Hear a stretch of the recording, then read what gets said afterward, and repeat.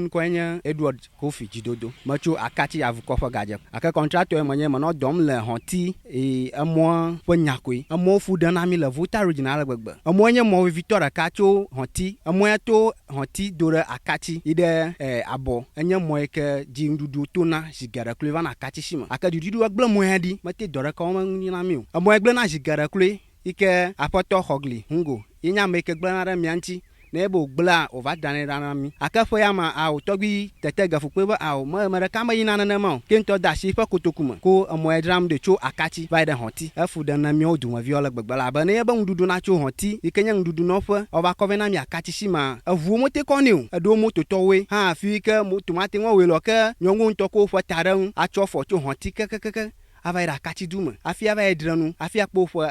nduga ko fudan na mi ala gbagba amwe cho akati va Horti ya temaro avumate zonajio to ni ba achija ona chicha de vo pag acho fo dem edo na kpomo abubaka de akotoji vo daraja fi atui akamala na ma onya moita afo komito na ochiayi akami ada pene hogli pletogbi tetekafu o ku ile amwe rashi na manyo kra dumavio kala Horti havi blepa gologio wakati anya dulagbanao mote ga vakati dumo hane ofang dadra ofang duduguma aw mote ga vakati aka hogli ple togbi tetegafu wawe ko ndadu ado daro rokiji ha wonami afa amato tetegafu enya Horti dufia pepanu majiba jidudu na wona akati hadashi na ifa Horti duenye ba bla havi duenye ba na kpashi de mianti na di agbana o do moyena mi jidudu ele sijifia ko na do moyena mi ala ba jidudu avam jojom amoya la ka kolea de ka makoni de na ipa gbalaji be aduna mi heyo ko gbule ha ka anya anya gbogbloku be no da ko na yo do mahi na jidudu akọ ede etam ati nwo we na mi a kemi ada pe na mawuga enya kala shin ya jidudu a nya ka kula shin ya kuma gblo na jidudu nya be amo nya tefe amo gblo na chijafia ekok bravo ero na mi adado vai na rashi ha manye nyavio ero amo kata gblan avo moto do mi mi levo na mi ko moto koko je mo ya je awo mi se na ka gomo mi de kuku na jirudu na kpere mian no do mo ya na mi ala mi afa mo mele de kamu avo fia chuma ndudu la fi yin de akati kake mi afa mo hwanye amanyo la mi anchi oko mi va se gomo ta mi de kuku na jirudu bare na kpere mi ha mian ma da kpe na togbi tetagafu ba ada si kutokuma ekpekpem de mi anchi ba odo mo na mi ta ma da kpe ni ma una ide fifila fia chu mi agboko nya amo ble mi abachi nyao seriously tananya ba pa am nya ga no chachama no mo ya ji ala aga no declare mi adama la mo ji chinemi mo do mo na mi ye oga baba ko danya chonyicho kemo mi akpogere mo akpamaji ta anya kpi kala shinama teglo na mi fifila fia ya kunye ta mi da kukune na kpara mi anchi no do mo na mi amore nya o plo fan ala ho na nya ba mote kokota radio ko ga gbla nya la vomanya to atore ke ba chu moya mafia o de bridge are ke de ga fere ko ta ka mote na o moya na mi ke gbagbe ta mi kukuram ni na kpara mi anchi de na mi o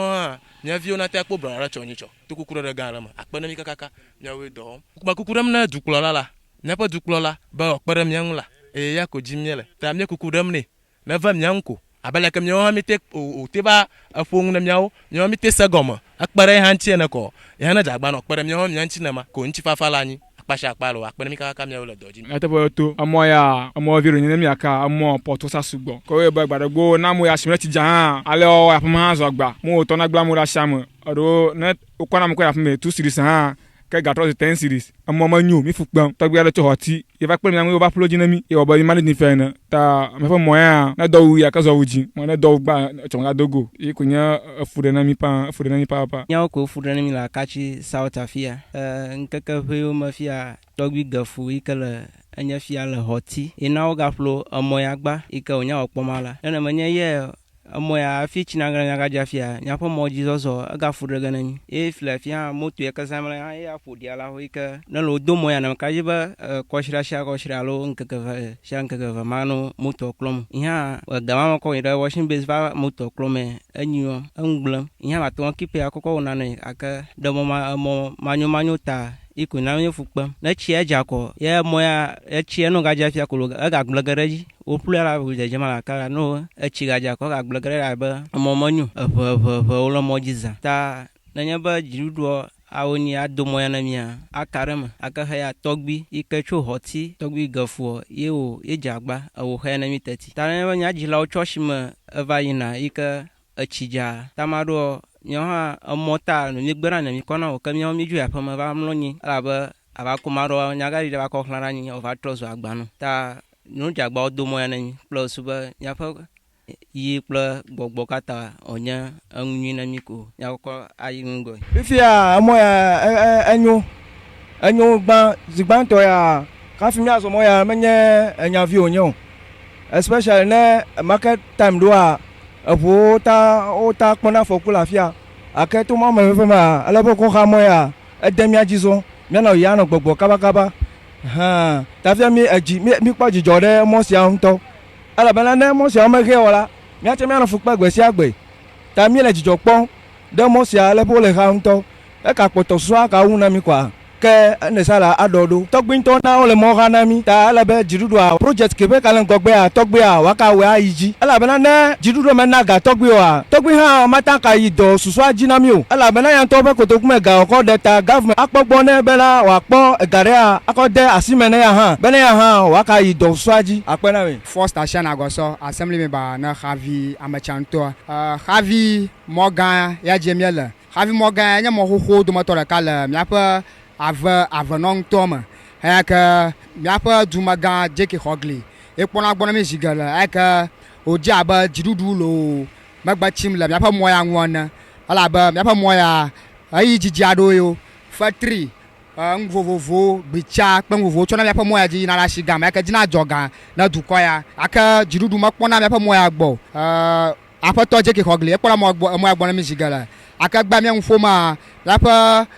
du fiaga na Horti togbi tete gafu e ga na ba omo agbopon na mi tamakuku fom na lapa jidudua aba assembly mo na opo lapa mo agbon mi plus uba lapa agleman fu na tencho o opo agara shigama hana ajoga ha la pada du konwe mi seba o award contract ya na contractor plus suba odo miapa moya cho akachi adura Xavi to Xavi adura super adura baiva akana ba ocho nkuo cho miapa gbloja ko ina akova miapa shigame plus suba oja do ajoga na du ko ya aka aka loli vana jidudu kwa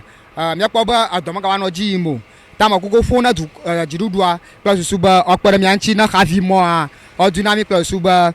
miapa gbleman nkuo la da ofuno otando miapa akachi dugama kaba plus suba oja ajogana dukoya mo ko tona do jema de mo pa manu ta obuna opa gbon ha opa gbo na na secure no amenye koko fumo la na duko aba assembly mo no la Xavi amachanto na mada kwana avono tvia ba anyenya togbe la jako tete gaf enelia adufiana Horti miapa amoya cho akachi baida Xavi adora vanopoma anya more ka ye susu manwu amoya agbojiji e ka ba me glovu government ha mangudamamu kakaya me kuku dam na government ba anya ba dufiana togula je kutete gafuana me kuku fo na jidudua pla assembly ba moya anya moya ka ngudu klanwu kata cho na moya ayina da akachi shima amoya anya moya la gwegwa cho Xavi dora vanopoma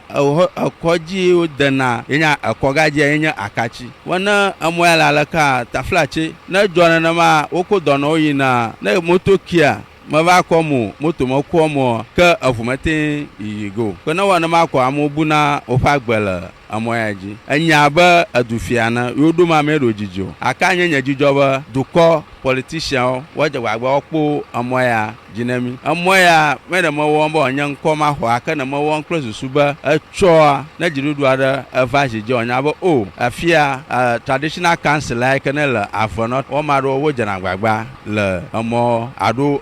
duapo ngogba yin aduaro ho le kopa mafia kan achimaliu light maliu anya jijo ba jirudu na jawagba akpere mian okpochi akpo light ekeba duko na yira ngogba aga nyu ha ba amoya nye jagomala jidudwa nya fokokone nya traditional council akata fokokone nya paramount chief togbe doglo anuma adelia nya fokokone ba nya kata nya so traditional council na so nya gada jidudwa jina wowo moya nemi amoya nya amogai le avono ado la vota region ekemi have ashiga the whole voter region no ashigbloma akachi shia enya akachi shigbanto ekele voter region ekenya shiga ha ashia fia ko dudu akpaga to ochona einara akachi amochona ge dambaye fika evadinashi tamia da kukuba moya moya wo ma tuda shenya kutokuma anyoba jidudu na akpere myanwu nyawo moya jirakalo akpenami anya ikene la shinya maglo na togbio kata la avonogodo anlo na nya agbenya anya fiako odo ojijiko machiche ogloba kodo klota afiokodo atano na anya fiamedo fiaba na matawo adudo atawo dudo aka ma jagbagba nya fiare share ikene la hamagodo na kata nya jagba na mala shiwo ha nya jagba nya yodumavio cha koji nya togbio kota na amoy aka ifiama ganya kojo azuma machine à la fia don na yo dumavio afiare shara ayo dumavio aponunu ba awo amoya alabo yowe amoya alabo yowe komya ko yin gbagbe afa ole nyanyu ade tumi he fifia fa no tv o dira agbaje so bo wonto na kwele o tv ji